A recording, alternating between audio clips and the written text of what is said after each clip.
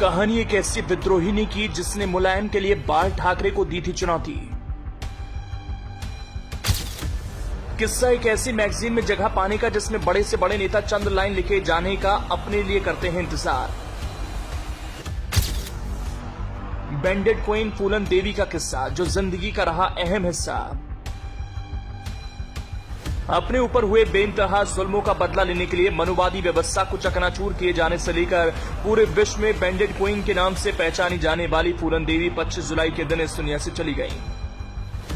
25 जुलाई 2001 को दिल्ली में उनकी हत्या कर दी गई थी। किस्सा उसी फूलन देवी का जिसने 11 सालों तक जेल की, गुमनाम जिंदगी और फिर लोकतंत्र के मंदिर संसद भवन तक का सफर तय किया। भारत के अब तक के इतिहास में जो एकमात्र नाम बलात्कारियों के मन में खौफ पैदा कर सकता है वो सिर्फ विश्व इतिहास की श्रेष्ठ विद्रोहिणी फूलन देवी हैं।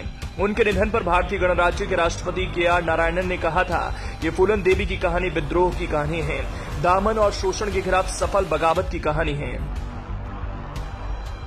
जालौन में 10 अगस्त 1963 को जन्मी फूलन देवी को बचपन से ही जातिगत भेदभाव का सामना करना पड़ा था। बात उस वक्त की है जब फूलन देवी 15 साल की थी। तभी गांव के ठाकरों ने उनके साथ गैंगरेप किया। इतना ही नहीं, ये गैंगरेप उनके माता पिता के सामने किया। फूलन देवी ने कई जगह इंसाफ की गुहार लगाई लेकिन उन्हें निराशा ही हाथ लगी, जिसके बाद फूलन देवी ने खुद ही इंसाफ करने का फैसला किया और हथियार उठा लिए। अपने ऊपर हुए जुल्मों सितमों के चलते फूलन देवी ने अपने एक अलग गिरोह बनाने का फैसला किया। 14 फरवरी 1981 को बहमई में फूलन देवी ने एक लाइन में खड़ा कर उन 22 ठाकुरों को गोली से उड़ा दिया था जिन्होंने उसके साथ गैंगरेप किया था। फूलन देवी ने 1983 में तत्कालीन प्रधानमंत्री इंदिरा गांधी के कहने पर 10,000 लोगों और 300 पुलिस वालों के सामने सरेंडर कर दिया। फूलन को विश्वास दिलाया गया था कि उन्हें मृत्युदंड नहीं दिया जाएगा।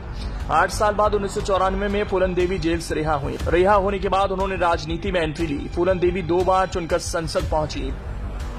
पहली बार वो समाजवादी पार्टी के टिकट पर मिर्जापुर से सांसद बनी थी। फूलन देवी भले पढ़ी लिखी ना थी लेकिन व्यवहारिक ज्ञान के मामले में किसी से पीछे नहीं थी।